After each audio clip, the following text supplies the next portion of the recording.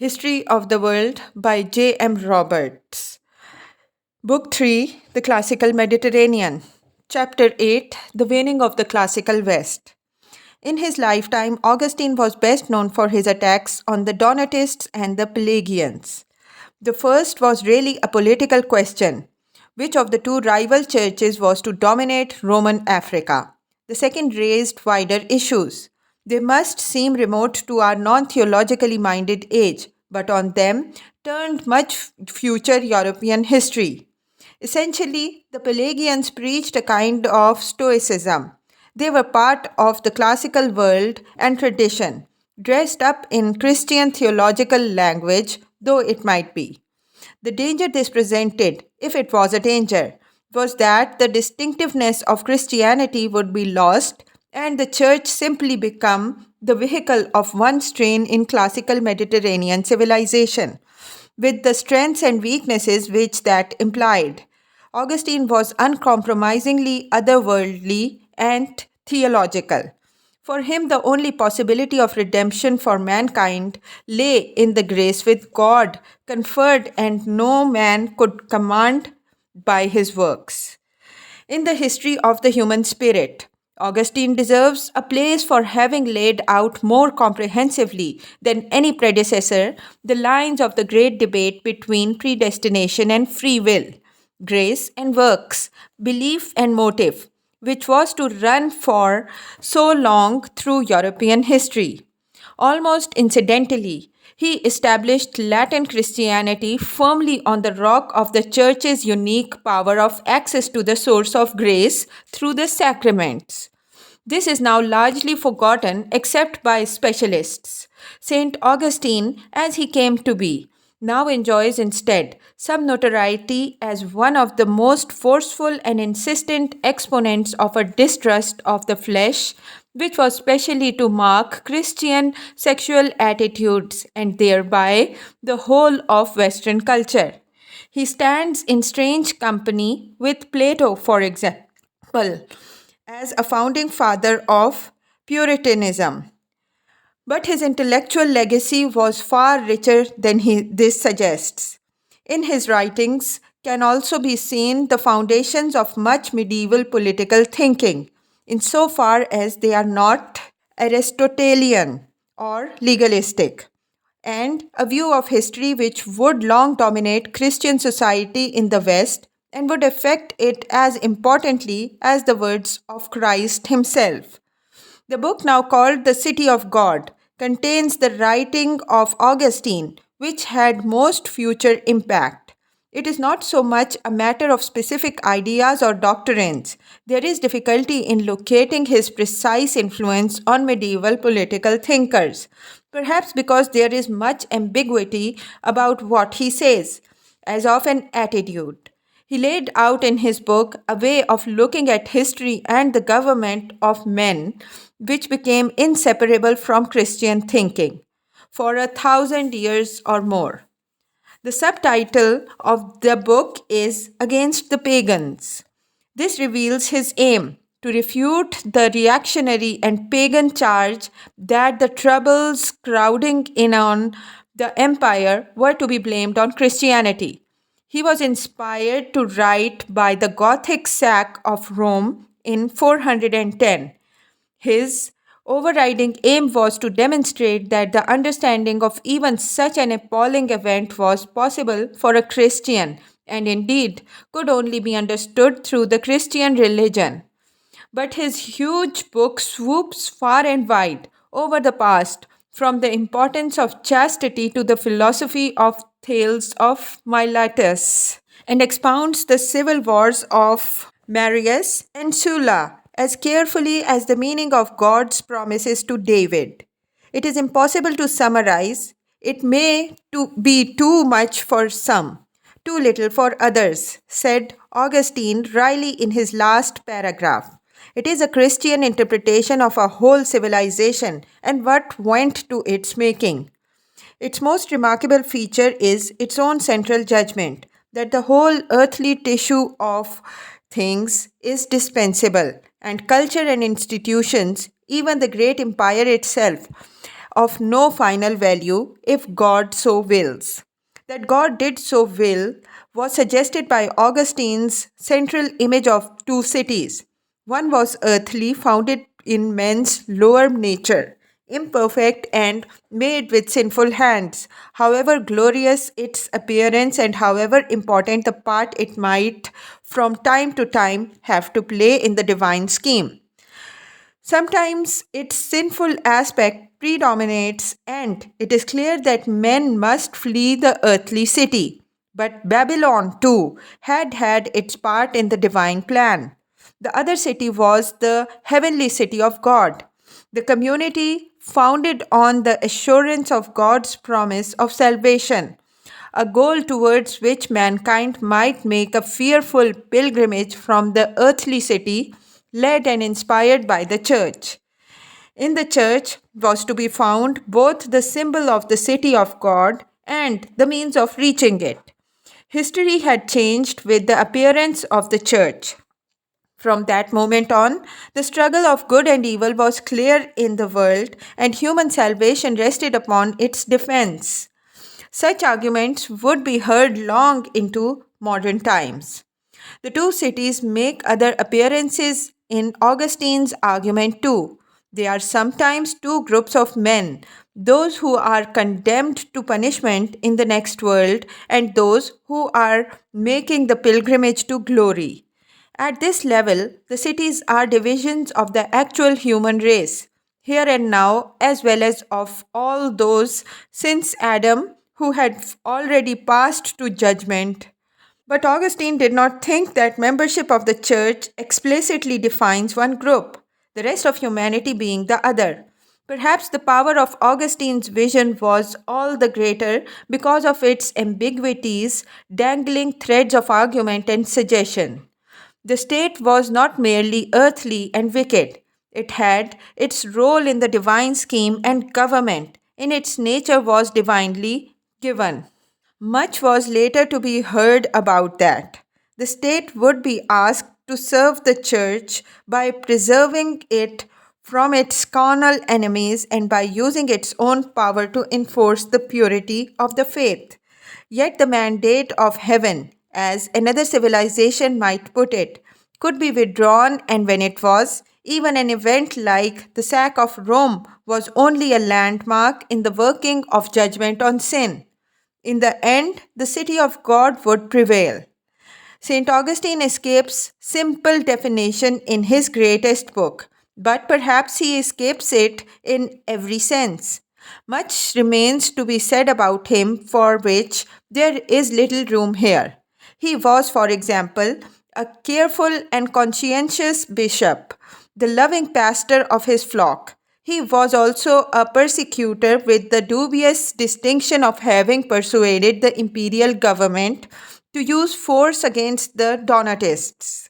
He wrote a fascinating spiritual study which, though profoundly misleading on the facts of his early life, virtually founded the literary genre of romantic and introspective autobiography.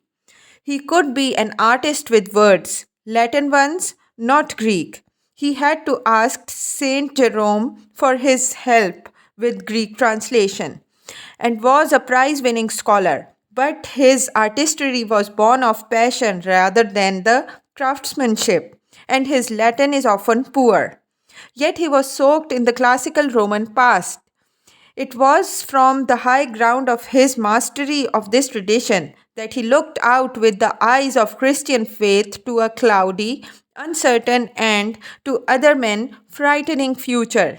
He embodied two cultures more completely, perhaps, than any other man of those divided times, and perhaps this is why 1500 years later he still seems to dominate them. Chapter 9. The Elements of a Future. In the Germanic invasions lie the origins of the first nations of modern Europe. Though, when the Western Empire disappeared, the barbarian peoples did not occupy areas that looked much like later states.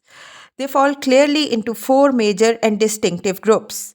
The northmost, the Saxons, Angles and Jutes were moving into the old Roman province of Britain from the 4th century onwards, settling there well before the island was abandoned to its inhabitants when the last emperor to be proclaimed there by his soldiers crossed with his army to Gaul in 407.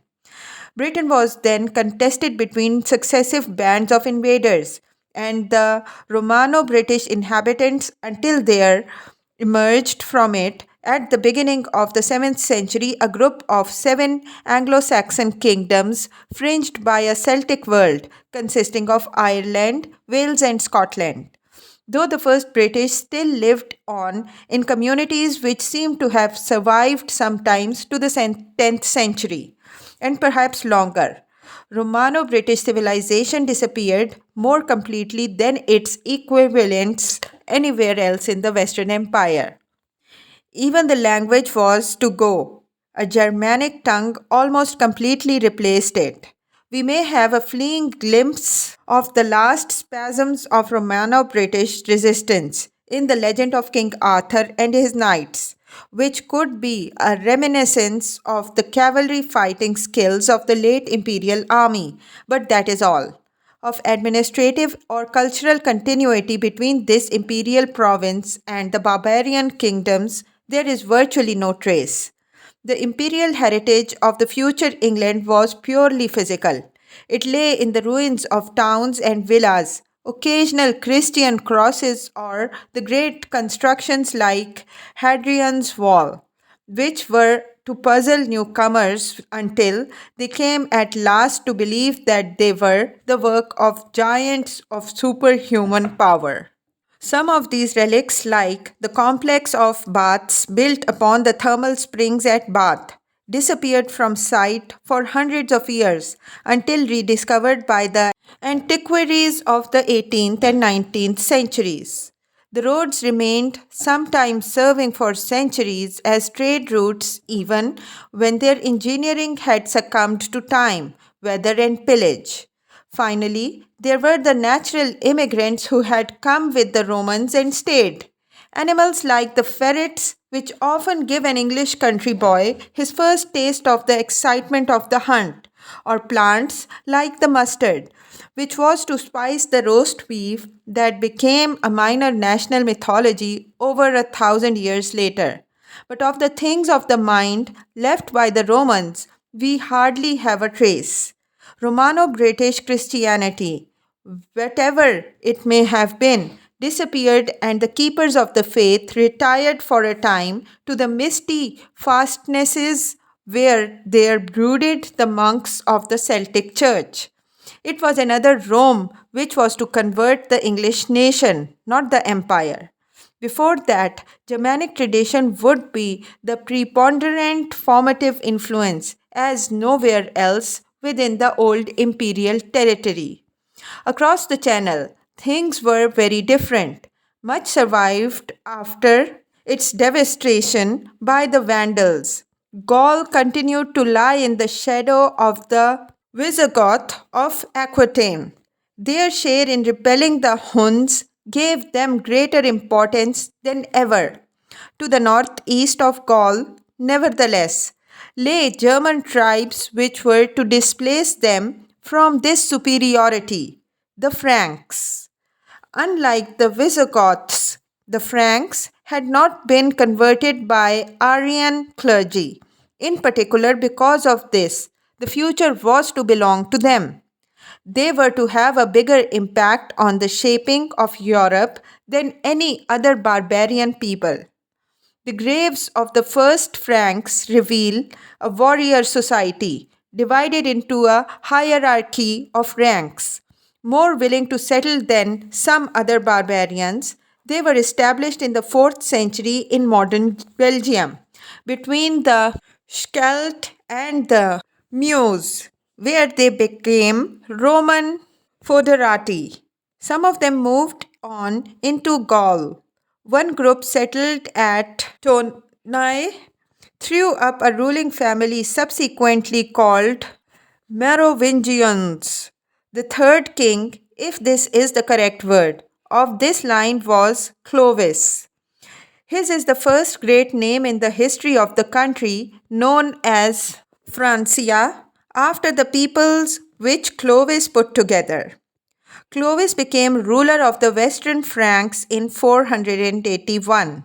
Though formerly the subject of the emperor, he soon turned on the last Roman governors of Gaul and conquered lands far to the west and down to the Loire. Meanwhile, the eastern Franks defeated the Alemanni, and when Clovis had been elected their king too, a Frankish realm straddled the lower Rhine valley and northern France. This was the heartland of the Frankish state, which in due course appeared as the heir to Roman supremacy in North Europe.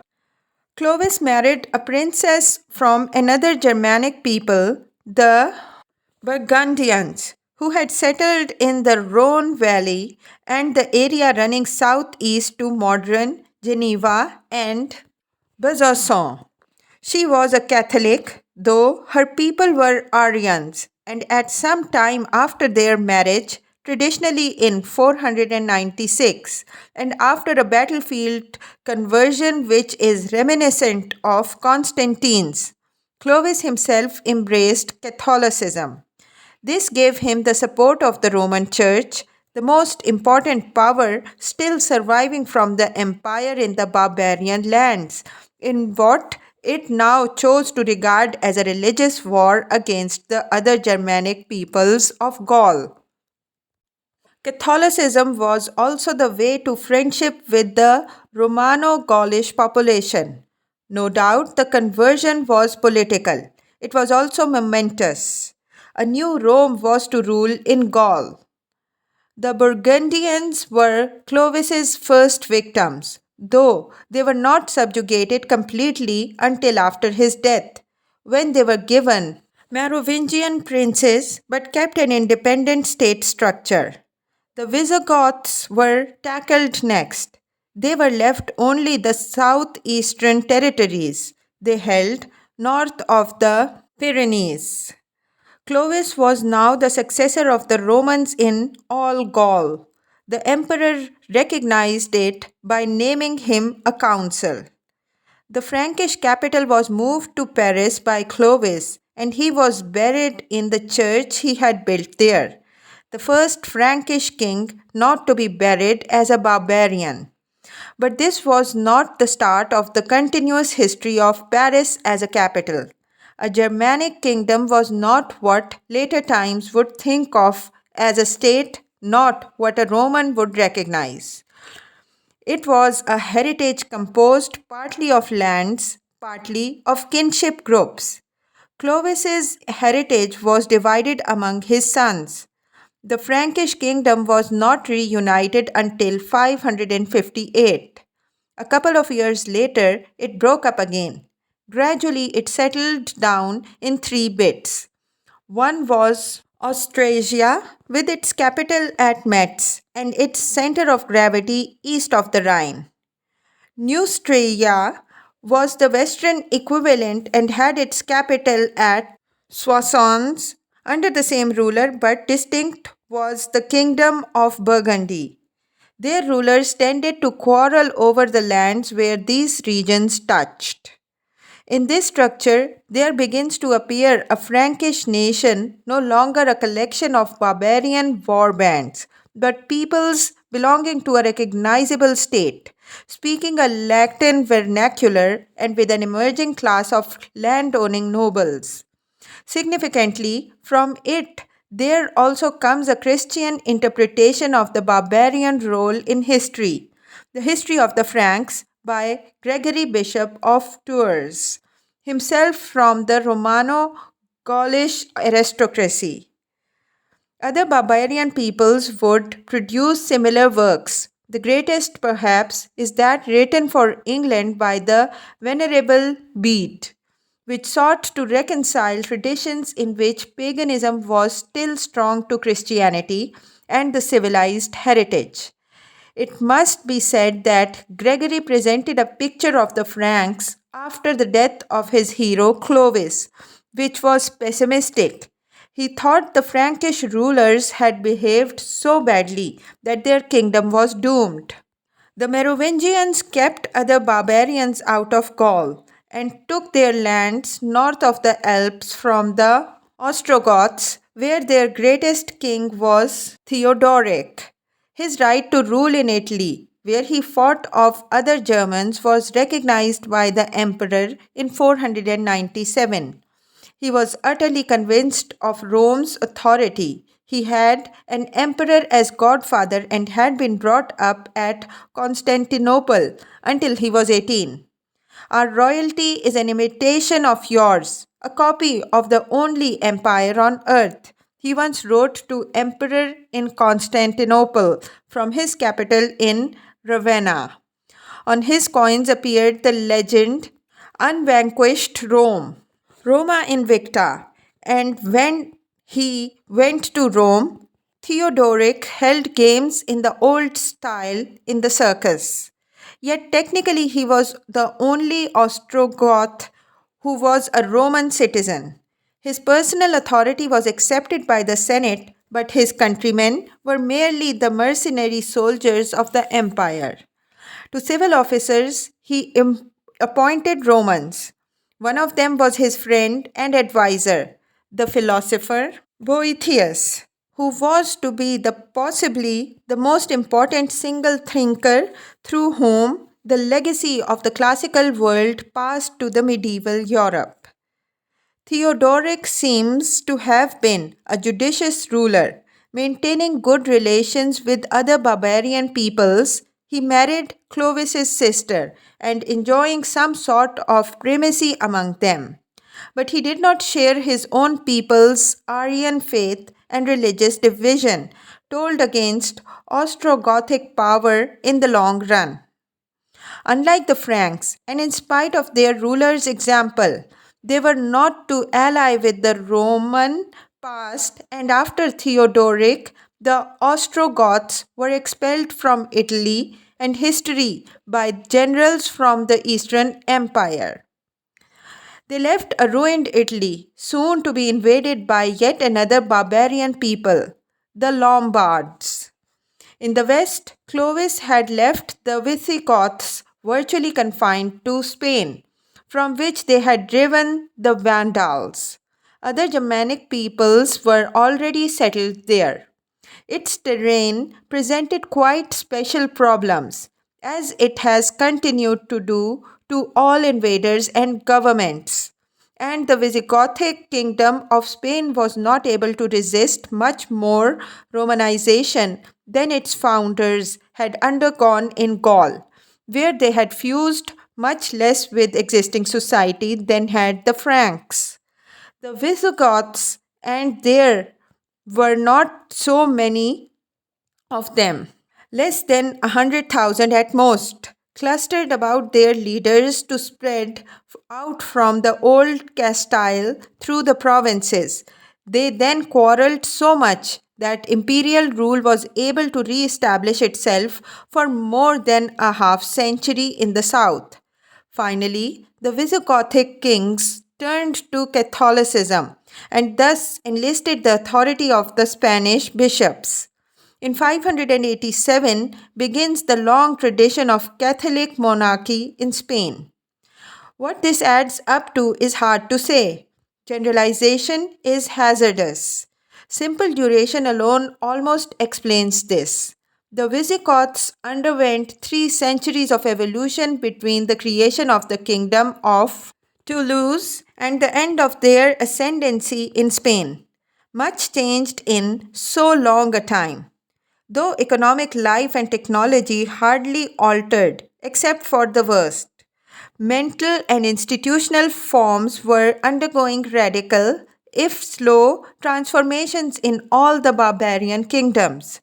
Soon it is not quite right to think of them still as merely such, except perhaps the Lombards. The Germanic tribesmen were a minority, often isolated in alien settings, dependent on routines long established by the particular environment for their living and forced into some sort of understanding with the conquered. The passage of their invasions must sometimes have seemed at close quarters like a flood tide, but when it had passed, there often only tiny, isolated pools of invaders left behind here and there, replacing the Roman masters, but often living alongside them and with them.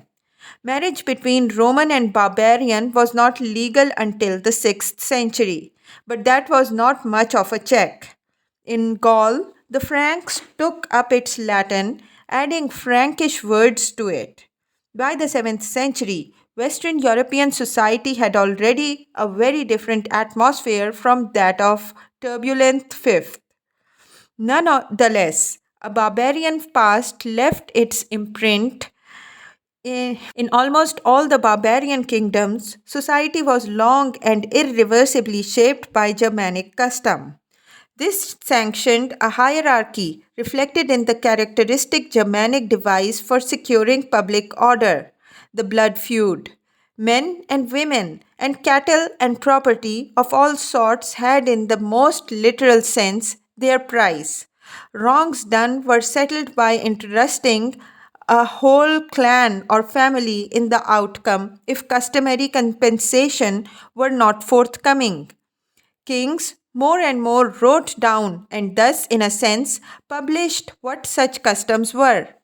Literacy was so rare that there can have been no point in imagining devices such as stele of the Babylon or the whiteboards on which the decrees of Greek city states were set out. Recording by a scribe on parchment for future consultation was the most that could be envisaged. Nonetheless, in this Germanic world lie the origins of a jurisprudence one day to be carried across oceans to new cultures of European stock. The first institution to open the way to this was the acceptance of kingly or collective power to declare what was to be recorded. All the Germanic kingdoms moved towards the writing down and codification of their law. Where the early forms of public action are not religious or supernatural, they are usually judicial, and it is hardly surprising that, for example, the Visigothic court of Toulouse should have sought the skills of Roman legal experts. But this was only one form of a respect which almost every barbarian aristocracy showed for Roman tradition and forms. Theodoric saw himself as the representative of the emperor.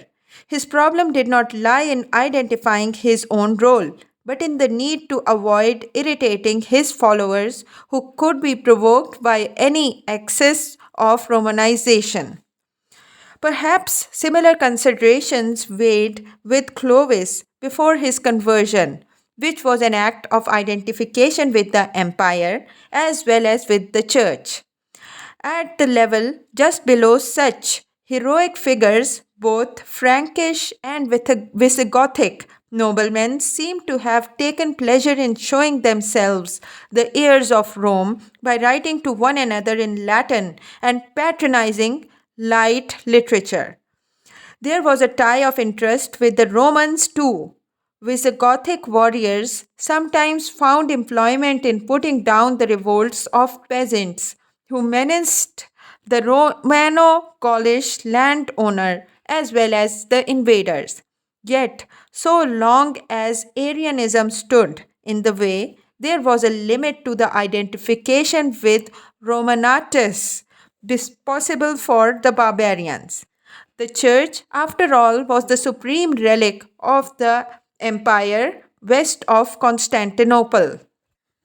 The Eastern emperors had not seen these changes with indifference, but troubles in their own domains hamstrung them, and in the 5th century their barbarian generals dominated them too. They watched with apprehension the last years of the puppet emperors of Ravenna, but recognized Odoacer the disposer of the last of them. They maintained a former claim to rule over a single empire, east and west, without actually questioning Odoacer's independence in Italy until an effective replacement was available in Theodoric, to whom the title of patrician was given. Meanwhile, Persian wars and the new pressure of Slavs in the Balkans were more than enough to deal with. It was not until the accession of the Emperor Justinian in 527 that reality seemed likely to be restored to imperial government. In retrospect, Justinian seems something of a failure, yet he behaved as people thought an emperor should. He did what most people still expected that a strong emperor would one day do. He boasted that Latin was his native tongue for all the wide sweep of the empire's foreign relations. He could still think plausibly of reuniting and restoring the old empire, centered on Constantinople, though it now had to be. We labor under the handicap of knowing what happened, but he reigned a long time, and his contemporaries were more struck by his temporary successes. They expected them to herald a real restoration. After all, no one could really conceive a world without the empire. The barbarian kings of the West gladly deferred to Constantinople and accepted titles from it. They did not grasp at the purple themselves. Justinian sought autocratic power, and his contemporaries found the goal both comprehensible and realistic. There is a certain grandeur about his conception of his role. It is a pity that he should have been so unattractive a man.